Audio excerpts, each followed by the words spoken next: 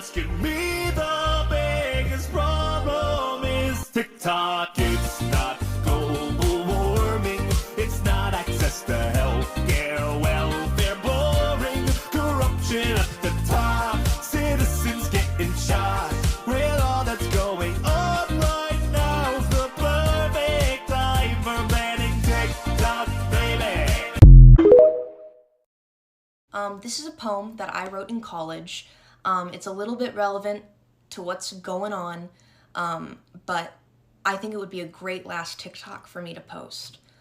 It's called The Hypothetical. It's a little bit of a limerick. Interpret it however you would like. If I were to bounce back in time to the year that an Austrian lad sat and chugged back a beer at a tavern in town whose name I know not, but I knew this young lad. Yes, I knew him a lot. The problem in this hypothetical, see, is that Austrian mystery man is 16, aspiring artist and writer in part, not yet so possessing of darkness at heart. Would I take up a pistol, revolver, or Glock and shoot through his skull while the taverners gawk? Or would I attempt to converse with the lad till utterly certain he'll never be bad? See, Mother had said that to take someone's life, no matter their morals or slip-ups or strife, reflects on your soul to a fatal degree, no longer in line with what good men can be. So talk to him, all of the pacifists holler, for words have the power to wash away squalor. They'd rather try shooting the breeze than a bullet, preaching to preachers on higher placed pulpits. Fuck that, I say, without batting an eye. Maybe I couldn't kill, but I would hurt a fly. So I'll pick up the knife and I'll put down the gun. 'Cause I wouldn't kill Hitler. I'd cut off his tongue. I love you guys. Streets is saying that Meta purchased this app, and I'm gonna say this: if you've ever listened to anything I fucking said on this app, this needs to be it. In fact, I need you to take this message and I need you to echo it on your platform. I done blocked a lot of people on this app here, but a lot of these people need to hear this. Conservatives are coming. And I don't mean just like the conservatives that be on here annoying as hell already. I mean PDF files. I mean the Yahtzees. They're coming. And I know it's such a fucking urge to go back and forth with these people. You're going to want to feed into it so you can build a platform off of it. I'm not judging. I'm just saying. You're going to want to, you're going to get angered by some of the things that they're saying. You're going to want to engage. Just like that goddamn godforsaken app that Elon took over. You're going to have to fucking ignore it. We are going to have to together, organize together to ignore these people, to not engage. We are not about to we're not feeding into the bullshit. Block them. The more they pop up, the more incendiary they try to be. We need to block it. We can argue with each other because I argue with y'all all day back and forth, but we're not arguing with them. We're not doing it. When they come on this app, because it looks like the streets is saying that Meta might have purchased this joint. When they come, block it. Don't debate it. I know y'all be tempted to debate every fucking bigot in the world, but that's how we got here. Block it. And I'm saying it now. If you ain't listen to shit, listen to this. Engage, repost it, do goddamn things, because I'm not doing this shit again. So with America now finding out that their government has been lying to them about China all this time, do you want to know what I find funny about this? It's the fact that in order for America to make the public not want socialism, they had to tell a bunch of lies about China, lies about their living situations, all that. But in order for China to make the public not want to be like America, they didn't even have to lie. They just told them the truth. And the truth was that bad that their public thought it was propaganda. The numbers are in, and scientists can now say officially that 2024 was Earth's warmest year on record. Global temperature numbers last year also stood out for another unwelcome reason, which is that they were the first to rise above 1.5 degrees Celsius, or 2.7 Fahrenheit, warmer than the average before the Industrial Revolution. This record global temperature was reflected all around the world last year, from India, where it led to prolonged heat waves, to hurricanes in the Gulf Coast, which were supercharged by warm ocean waters, to Los Angeles, where hot and dry conditions set the stage for the destructive fires this week. This chart shows how much global emissions of carbon dioxide into the atmosphere have increased over the past century. That peak at the end of the chart is 2024. These emissions need to go to zero if Earth's temperatures are to be stabilized. And so scientists often talk about bending the emissions curve. If societies had started bending this curve in 2005, when the Kyoto Protocol, the predecessor to the Paris Agreement, came into place, they could have done so gradually. If countries had started bending the curve in 2015, when the Paris Agreement was adopted, they would have had to do it by cutting emissions a little more steeply. So today, it looks basically impossible. The line is so steep that it sort of represents shutting off power plants worldwide, which would obviously have political, social, and human costs. There is no kind way to put it. The 1.5-degree goal is on life support. It is in intensive care. So where does that leave us? 1.5 is not a number in nature, it's a number in diplomacy. It's the aspiration that nations set for themselves a decade ago in the 2015 Paris Agreement. Nearly 200 nations agreed on 2 targets for global warming. They said they would try to pursue efforts to limit it to 1.5 degrees, but failing that, they would also try to keep it well below 2 degrees Celsius. A 1.5 degree world is one in which about 14% of the world's population is expected to experience severe heat waves at least once every 5 years. A 2 degree world is one in which 37% of the population experiences such heat waves. But failing to meet that goal doesn't mean we've failed to halt climate change entirely. Even at the time of the Paris Agreement, a lot of people thought keeping global warming below 1.5 was already very unrealistic. In retrospect, some people do think it had an effect of forcing companies, industries, other kinds of organizations to think more ambitiously about how to decarbonize their own work, how to move society away from reliance on fossil fuels. But when it comes to avoiding the worst impacts of climate change, scientists like to emphasize that every 1/10 of a degree counts. 1.6 degrees of warming is worse than 1.5. But 1.7 degrees is worse than 1.6. So even if the goal of staying below 1.5 degrees of warming doesn't seem feasible anymore, scientists say that's not a reason to stop trying.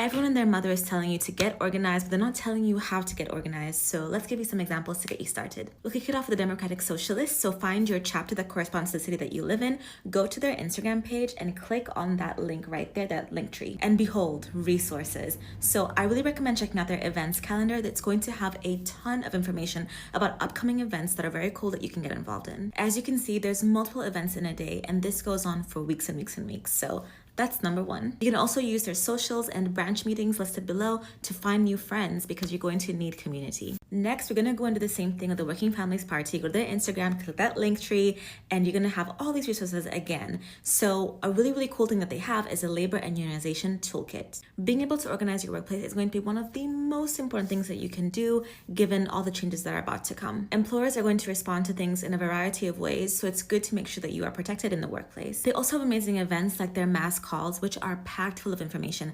I attended one last week and I came away with so much learning, which I'll be sharing with you guys shortly. So get involved with the Working Families Party. Also, this is a viable third party. So if you want to see a third party blossom and bloom, this is how to get involved. Lastly, the lovely Alexis Williams has her own resource that she created that is fully vetted with a ton of actionable items that you can take to get involved in your state, city, etc. The website is called PB Resources, and you can use it to take various actions like calling and emailing your senators.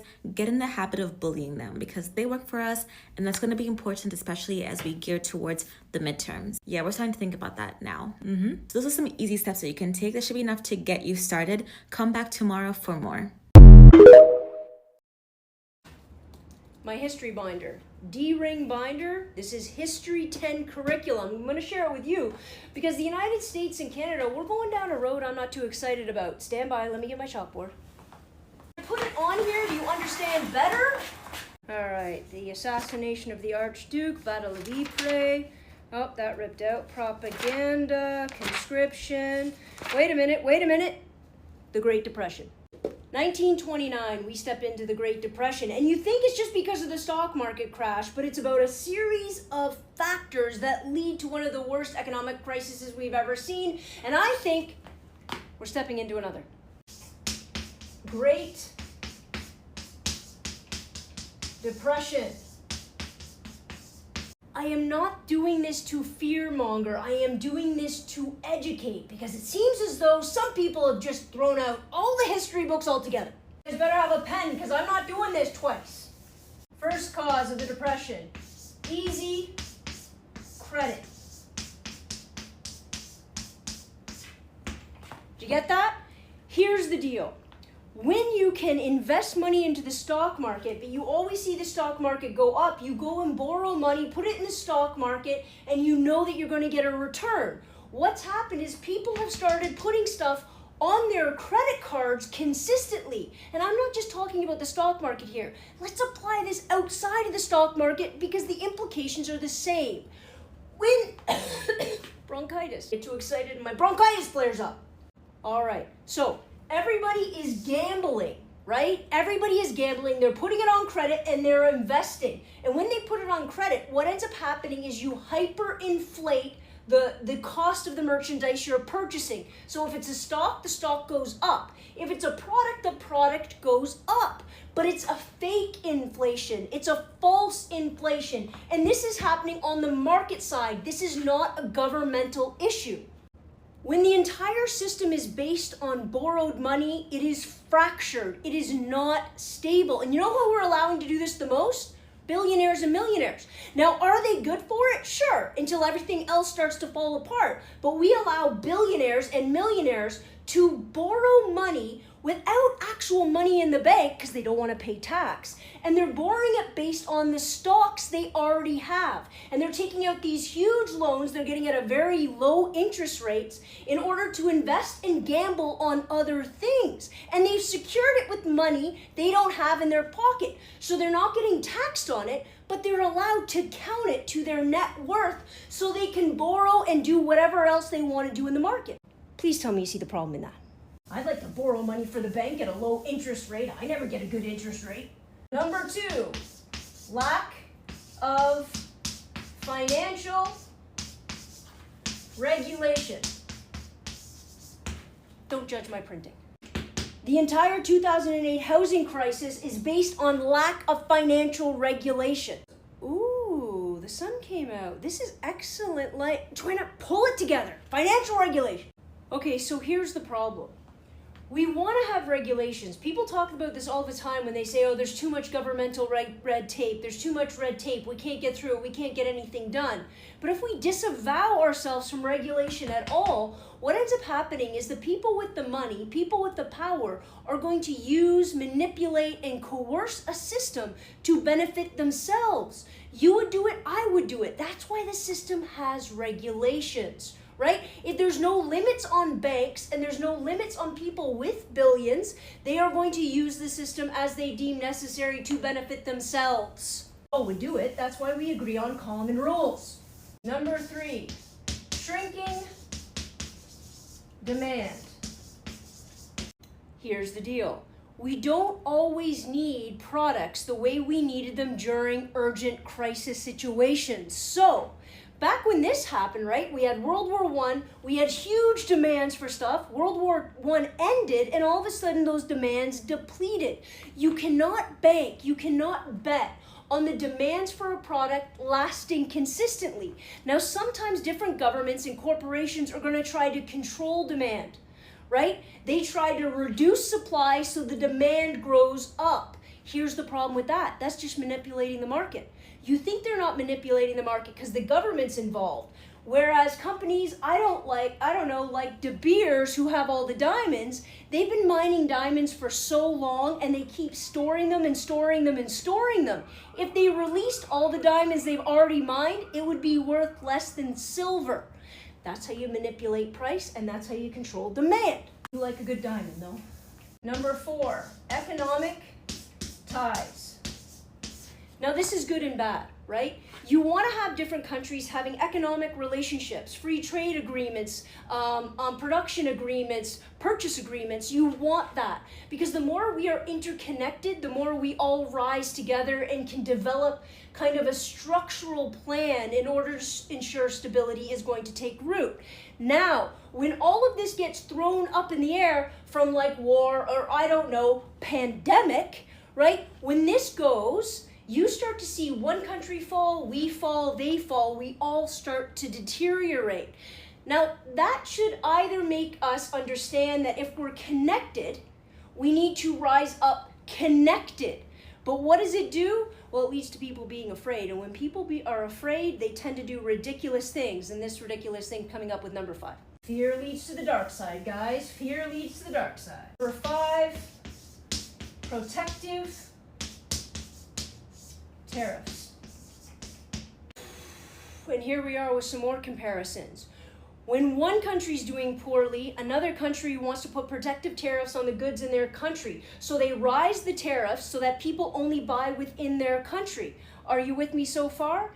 When we do it, they do it. When they do it, they do it. When we all start putting up protective tariffs, we become isolationists. We become islands. No man is an island. Have you heard that before? But the more we do this, the more we become that. The more we elevate that isolationist tendency, wars follow, conflicts follow, and threats follow. Rational people see us duplicating a lot of these things right now. Rational people see that an economic crisis caused by the pandemic, when we are all terrified, is actually snowballing into country A versus country B versus country C, in which, and I promise you, no one is going to win. Figure out this: we live on the same planet. We live in a globalized system of both economics and resources and environment. If you want to pretend that we don't live there, it's going to lead to disaster, it's going to lead to conflict, and it's going to lead to everybody else's ruin. So, how about just this one time we remember history? Are you ready? All right. I'm sure that we have all experienced someone telling us when we talk about how bad it is here in America to go and see what the standard of living is in China. Well, we took your advice. And I can guarantee this was not the outcome they were expecting. Did you know in China that 95% of their population own their homes? Did you know in China that they have almost completely eradicated homelessness? It is 0.18% if you want to be exact. Did you know in China that there are no credit checks or credit scores? Did you know in China that law school is under $800 a year? Did you know that the people in China thought it was made up that the children here in the United States, well, the ones that can afford it, need to purchase a bulletproof book bag? Did you know that the people in China think that it's so wild that us Americans feel like we are truly free because we have the right to have opinions, but we don't have the right to make any choices? Do you know that TikTok is banned in China? And if you let our government explain it, it's because China's a communist country and they want to control what you see and what you say. So America is following the footsteps of a communist country? But it's not against our First Amendment rights taking it away.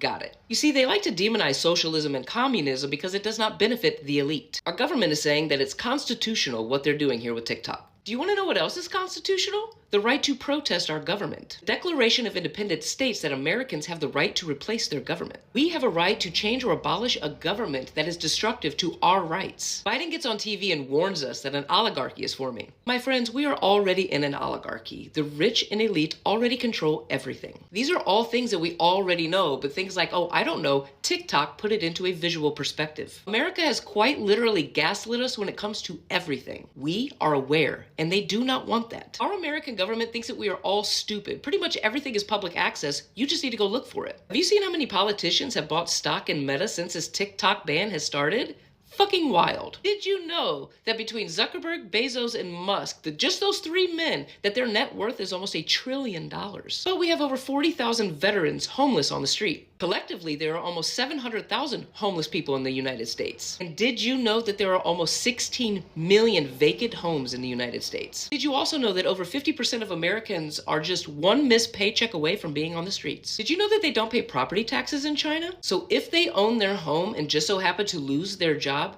that is still their home until the day they die. Do you remember when I said that the American government likes to gaslight us? Yeah, they have gaslit us to actually thinking that we own our shit, but the reality of it is we lease that shit. So in America, if your home is paid in full and you just so happen to lose your job and you can't pay your property taxes, guess what? They will take your home. The point of my video is this, and I'm going to quote my friend Thorin. Right now, none of us need to be Republican or Democrat. Right now, we all need to be Americans. Knowledge is power, my friends, and division is a tool of the empire. Understand the power that we, the people, hold. You want change? All right, I want to start off by saying this is all hypothetical and for educational purposes only. First and foremost, you need to get to know your neighbor and have a solid community of people. Because if it gets to the points that I'm going to discuss, then those are the only people that are going to have your back. Right now, we are all collectively full of rage, and rightfully so. Many of us are starting to face the realities about our government and the people who run it and how they operate. And I need you to not feel ignorant because of that, because we are not taught those things. Okay, here we go. I believe that we need to strike when all of that fire and rage inside of us is hot. Because if we don't, that fire will eventually burn out. We see it happen time and time again. And we all just go back to being another cog in the machine of the empire. I believe that protesting, whether it be physically or digitally, is good. In the beginning. Boycott giant corporations. Now, I'm not saying you need to be perfect when it comes to this, but I need you to be more mindful where you spend and put your hard-earned money. Shop small and local businesses and put your money back into your communities and not in the hands of these rich assholes. Next, I would suggest using the courts, filing petitions and lawsuits. But we just witnessed 9 Supreme Court justices vote in favor to ban TikTok. And they did so because they all have stock in Meta and will profit from it generously. This is all literally public access. They all work for us. And I know that we all say that, but it's about damn time that we start to believe it, and I include myself in saying that. Then comes civil disobedience. When formal mechanisms fail, then hypothetically, we the people should engage in peaceful but disruptive actions. Nonviolent resistance is a powerful tool when it comes to challenging tyranny. Things like blockades, occupying symbolic and key locations like government buildings. Hypothetically, if they don't listen then, and again, let me remind you, this needs to be short term. Remember the fire and rage. Armed resistance and or revolution. Remember your Second Amendment right of the Constitution. It protects the right of Americans to bear arms against a tyrannical government. That is literally the primary purpose of the Second Amendment. Guerrilla warfare, my friends. Historically, revolutions happen when the government is corrupt, unable to meet the needs of the people, or loses its legitimacy. We have all of those. And to be completely 100% transparent with all of you, organized resistance results in violence and high human cost. Historically, no real changes ever happened without violence. The actions that we take are done out of the love for our communities, and we protect the most vulnerable. The actions that you take are not done out of hatred for the systems of the oppression, but done out of love for your neighbors. That is what radicalizes people. That is what brings revolution. Love. The most important thing that I'm going to tell you out of this entire video, listen to people of color. They have been doing this and have been trying to tell all of us this for decades. If you're someone who is just now gaining class consciousness, you are not going to be an adequate leader of the movement. Begin to listen and learn to those who have been doing the work. Seek out and join the organizations that already exist within your communities, putting whatever privilege you might have behind this movement. I love all of you. And if this app does go dark, whether it's a couple of days or forever, we will find each other again. Seek out one another. I have the same name on all socials, and they are all tagged in the link in my bio. Something very weird is happening right now, and people are thinking that TikTok sold to Meta, and there's a lot of connections here. When I first heard this, I brushed it off, but now the parallels are looking weird. So far, today, I've seen multiple people report that they saw Instagram ads on TikTok. Someone tried to log into an old TikTok, and now it's giving you an option to link the profiles, and it's also offering to link to Facebook friends. Facebook just made this brand new account on TikTok, and the Biden administration came out and said that TikTok shutting down tonight at 8:30 or 12 or whatever time it is a stunt. They have everything that they need to not shut down, to know that they don't have to, since this is being transferred to the next administration. And someone said, what if they're shutting down to switch over to, Meta servers? And that's what's happening at 8:30. And they're not actually shutting down because of the Supreme Court's decision and because of the Biden administration. I don't want to start, but I don't believe in that many coincidences. I really hope that that's not true. It was a scam. It was all a scam, and we fell for it, hook, line, and sinker.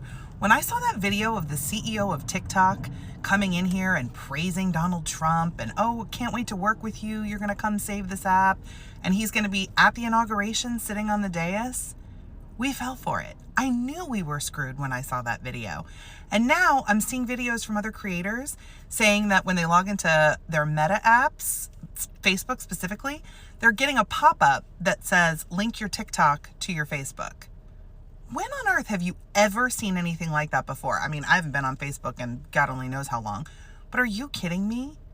This was a scam from the jump, and we all fell for it. We should have realized Billionaire bros or billionaire bros, it doesn't matter where they're from. And if this app goes away, something's gonna happen. This isn't done. This isn't done, but we fell for it.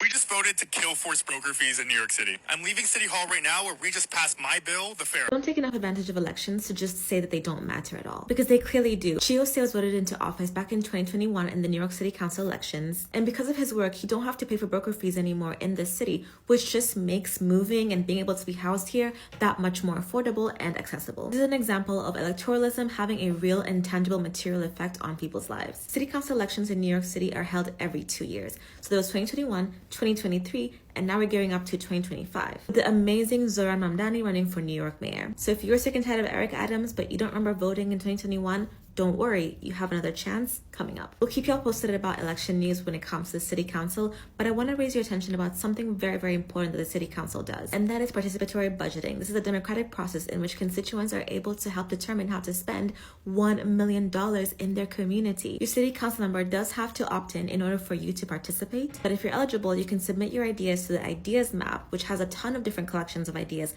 like park benches and so much more. These ideas are collected through October and November. Then there's proposal development in December to February, and then there's voting week from March to April, and then there's actual implementation and evaluation and planning. Previous winners did really cool things like improving lighting for NYCHA parks, upgrading water fountains for public school, and so much more. So if you're thinking about organizing and you're not including electoralism and all the other legislative processes that come with it, you are missing out. Doing mutual aid and not engaging in participatory budgeting is just as incomplete as voting and not organizing. So everything has to come together. That's it for today, but come back tomorrow for another round of different ways in which you can engage and organize and plan for an uncertain future in your own communities. See you tomorrow. Bye. I don't want America to fail. I live here. My people are born here. As leftists, we're going to continue to have a failure of recruitment if we don't account for all the marginalized people who are now embroiled in empire. Especially when so many leftists continue to overlook the unsexy parts of getting our political goals out there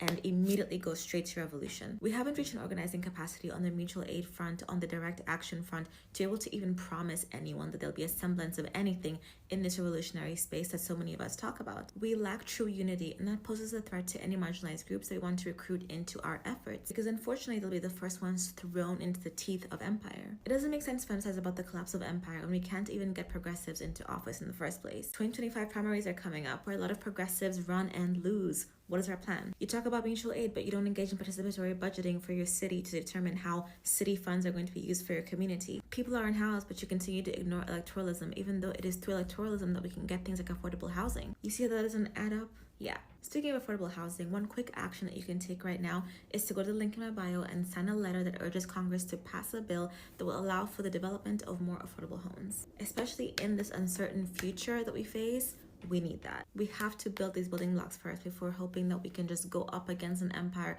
that is armed to the teeth and full of people who organize better than we do. We're looking at TikTok. We may be banning TikTok. Y'all forgot about this, didn't you? Yeah, Trump could save TikTok, but he also helped create this mess in the first place. That is until he realized he could be a star on the app and then was convinced that being pro-TikTok would help him sway young voters in the last election. But before this 180, back in July 2020, Trump wanted to ban TikTok as a punishment to China for their handling of the pandemic. And in August of that year, he issued an executive order to ByteDance, TikTok's parent company, to divest from US interests or face sanctions. He was one of the people repeating the argument that TikTok's data collection threatened the US, and he gave the thumbs up to a deal where Walmart and Oracle were supposed to have stakes in TikTok, which was eventually shelved. His attempt to ban TikTok was stopped by a federal judge who said that Trump was overstepping his authority, and then Biden actually revoked his original ban in 2021. See, a lot can happen in 4 years. Now, when the ban was signed in 2024, it was conveniently folded into a really big bill that also provided foreign aid to Ukraine, Taiwan, and Israel, among other things. So, some key takeaways from this whole debacle. Number one, things get hidden in really big bills, which we're going to see more of, so it's time to pay attention. 2, public pressure can change minds when people come together on an issue. And 3, you don't get to be a hero for solving a problem you created in the first place, especially when you benefited from creating the problem. TikTok is a huge national security concern. I can't think of a potentially more powerful propaganda tool. Propaganda tool? Did he just say propaganda tool? I'm sorry, sir. I thought the national security threat was in terms of data collection. Here are some fun facts. Instagram, Facebook, Google, DoorDash, and Airbnb all collect more data than TikTok. TikTok has contributed more than $24 billion to U.S. gross domestic product and more than 224,000 jobs to the U.S. economy. Mind you, as of January 15th, the United States is over $36.2 trillion in debt. There are over 1.3 million creators that operate their businesses on TikTok. In less than 24 hours, 3.4 million American citizens volunteered their data to an actual Chinese communist app in protest of their own government. TikTok is not a publicly shared company. Meta is a publicly shared company. Members of Congress who voted on the TikTok ban are invested in Meta stock.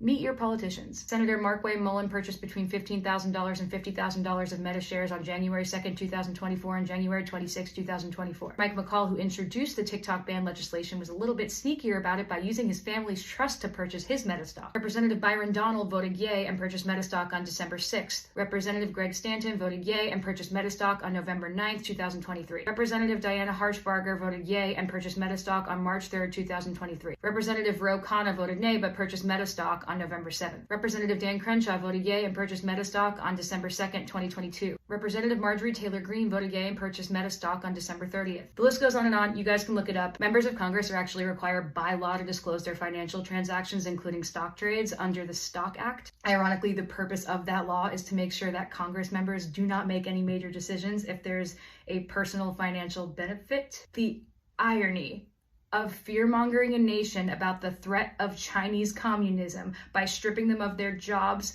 freedom of information, freedom of speech, freedom of open communication, freedom of discourse, and right to discern propaganda is wild. All while one publicly shared corporation that is notorious for controlling propaganda to literally puppeteer elections by unethically collecting our data lobbies Congress to vote on a ban to continue to monopolize where we receive all of our information. And the Congress members who voted for this monopoly were legally allowed to have shares in the stock! But it's totally normal the CIA lizard dumped $7 million into pushing this ban through because he went on Joe Rogan and talked about jujitsu. As for me, I was a broke singer-songwriter trying to make it in the music industry, and now I am one of those 1.3 million creators that can put food on the table because of TikTok. It provided me with the first equal opportunity platform to show my songs to the whole world. I didn't need to be Instagram famous. I didn't need to be some celebrity's kid. I didn't need to have a lot of money. I just needed to post a video of myself singing to my 140 followers. Thanks to TikTok, I have grown my audience to 14.7 million followers. I've accumulated over 270 million likes and billions of views on my music. I could sell tickets to my shows. I bought my first house from the money I made with my TikTok brand partnerships. My songs made it to top 10 radio because I promoted them on TikTok. I built a community of people healing from eating disorders, and with that community, I was able to stand up to a multi-million-dollar corporation called Victoria's Secret. I got to sing songs with first responders, doctors, small business owners, artists, kids, grandparents,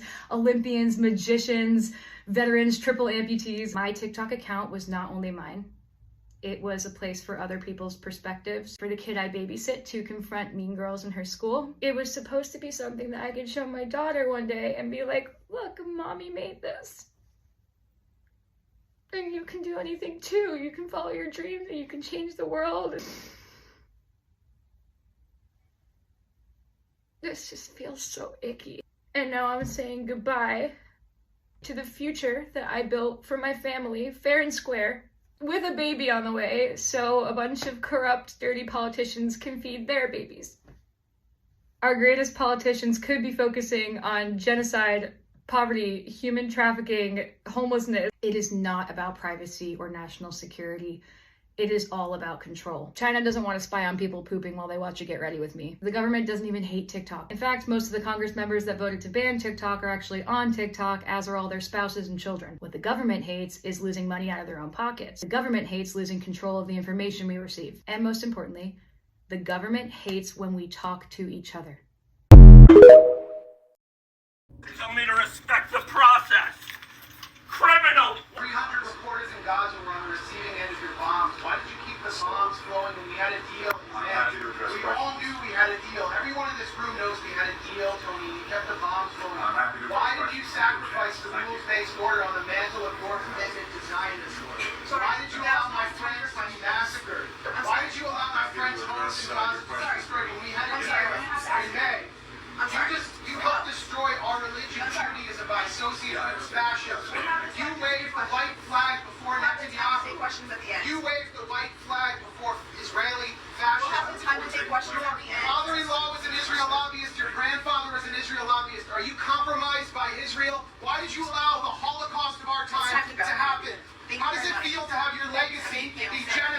Finally, I just wanted to share this morning. Get your hands off me. Get your hands off me. Get your hands off me. Answer a damn question. I look forward to answering questions in a few minutes. You know about Israel's nuclear weapons. Everybody from the ICJ. I was sitting here quietly, and now I'm being manhandled by 2 or 3 people. You pontificate about a free press. You pontificate about a free press. You are hurting me. You are hurting me. You are hurting me.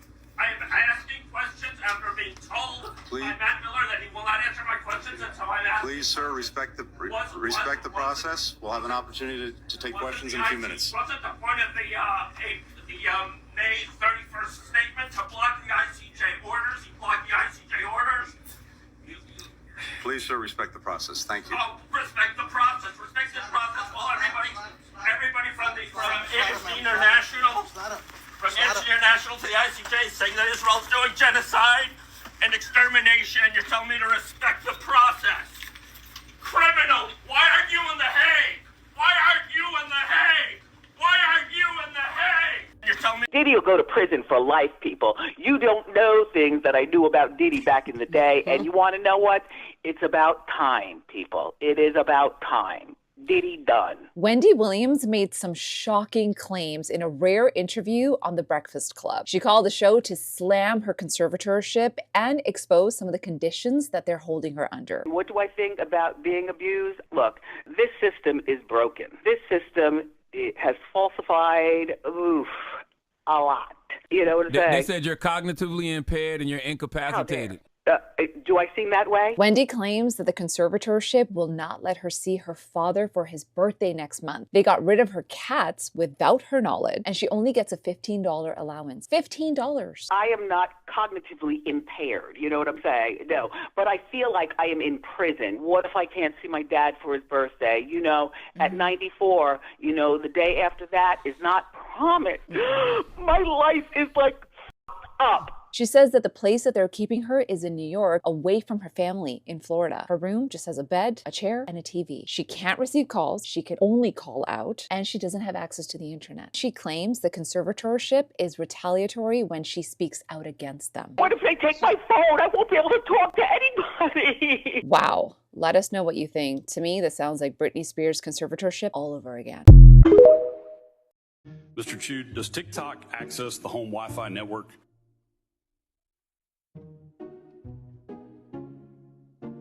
Only if the user turns on the Wi-Fi. I'm sorry, I may not understand the... So if I have a TikTok app on my phone and my phone is on my home Wi-Fi network, does TikTok access that network? It will have to access the network to get connections to the internet, if that's the question. Is it possible then that it could access other devices on that home Wi-Fi network? Congressman, we do not do anything that is beyond any industry norms. I believe the answer to your question is no. It could be technical. Let me get back to you. Okay, I'd appreciate it if you can answer that.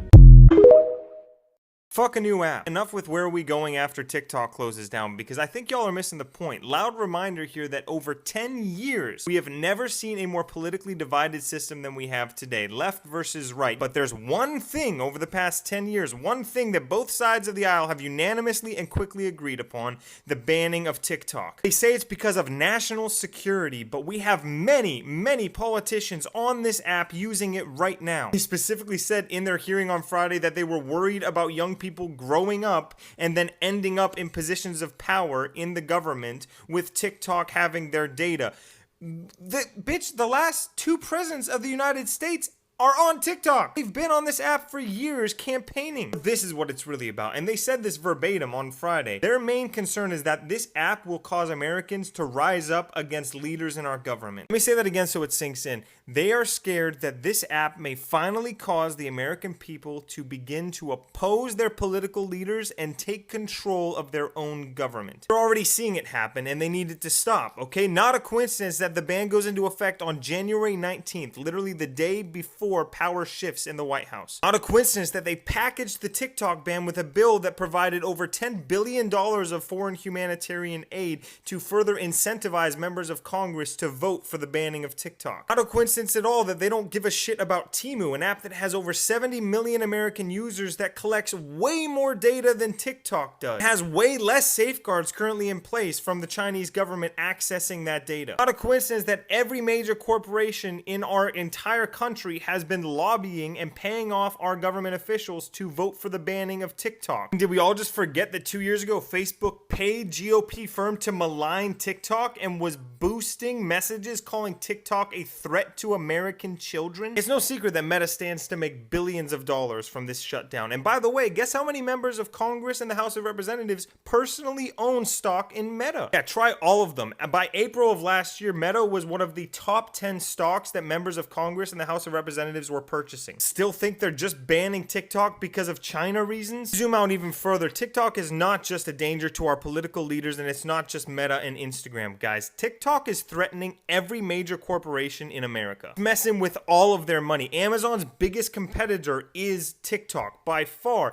Netflix, streaming services are all competing with TikTok now. They're fighting for your entertainment hours. Every hour you spend on TikTok, you're not spending watching one of their shows. And the numbers prove that. Streaming has declined drastically over the last 5 years in the United States. Hollywood is absolutely screwed now. We've completely changed that industry. I mean, even look at how we interact with celebrities and movie stars now. We're totally disillusioned with all of it. We used to treat TV stars and movie personalities like they were figures to worship. Now we don't let them get away with anything. We just troll them all day on this app. Spotify, Apple Music, the entire music industry is completely flipped upside down on its head because of this app. Labels can no longer gatekeep and control what music we listen to. We get to choose ourselves. It has completely leveled the playing field for independent artists, and labels don't like that because now they can't make money off of our music. Every major news source has lost viewership. They're all laughing stocks now. Nobody watches the news unless they're over 65 years old. And don't even get me started on the biggest one of all, Big Food and Big Pharma. Remember all the protests we coordinated against Kellogg's and Heinz and how much money they lost because we all band together on this app? TikTok has allowed us to pull the veil away from the American people and realize how these big corporations are literally poisoning us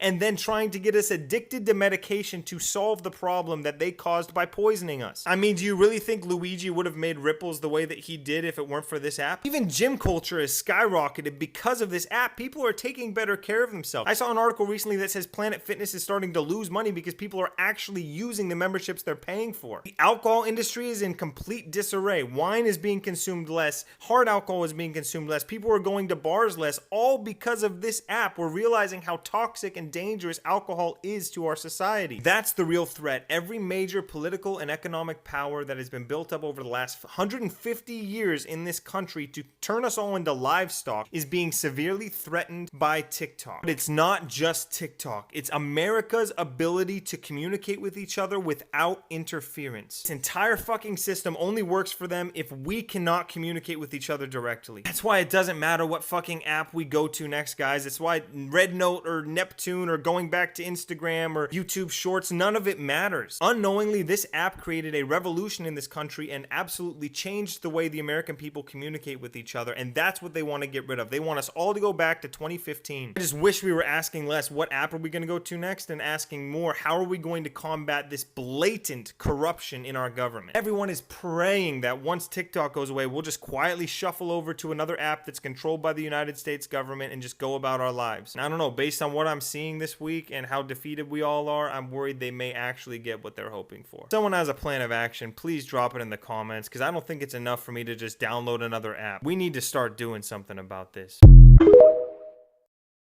How are we supposed to ever get better at political organizing? There's an old cliche that experience is the best teacher. This, I think, is the difference between knowledge and wisdom. I like to think of wisdom as the knowledge that is gained by experience. The best way to learn is by doing. For example, lately there seems to be a lot of enthusiasm circulating for a general strike on TikTok. And sometimes there seems to be an equal amount of well-intentioned people discouraging this kind of action because they're sure it will fail. Is that really the worst case scenario? If wisdom is knowledge gained by experience, let people learn from their mistakes, because using those muscles is how you get stronger. I'll tell a story from my own life to illustrate. I've never been a very strong swimmer. I could flail my way down the length of a pool, but I was always left gasping for air without any steam after that. My wife Melanie, on the other hand, grew up swimming. She loves to swim. She can swim forever, it seems, without tiring out. It just so happens that our house is very close to Lake Michigan. We live about 2 city blocks from a beautiful public beach on the north side of Chicago. Last summer, our kids were begging to go to the beach just about every night of the week. So we started taking them. Many nights we would eat supper, then grab our bathing suits and head to the beach for a swim. My wife would swim back and forth along the length of the beach. It seemed impossible for me to keep up, but eventually I found my breaststroke and started building some stamina. After a few weeks, I was able to swim along the entire time. I'm still a super slow swimmer. Melanie is way faster, but by the end of the summer, I could swim for half an hour straight without stopping to rest. That's progress. The way to get better at anything is by doing it. This principle works the same if you're talking about swimming or writing or playing piano, making TikToks, even political organizing. You build strength through practice. The best way to practice is to do the thing you want to get better at, and eventually you will get better at it. Draw up petitions, march in protests, participate in boycotts, try to organize a union in your workplace. Learn by doing. Gain wisdom through experience. These early attempts to organize a general strike might not get very far, but if we keep practicing, building support, winning whatever victories we can, we will get better at it. It is within our power to change things. If there are people out there who want to organize meaningful change, I don't think we should discourage that. We should support them, rhetorically, financially, and with our actions. Learn from your experiences. Gain wisdom. Let's get better at collective action by doing it. Please give a like, follow, favorite, and subscribe to my free Substack, where you can get more detail in every post. Let's make them pay.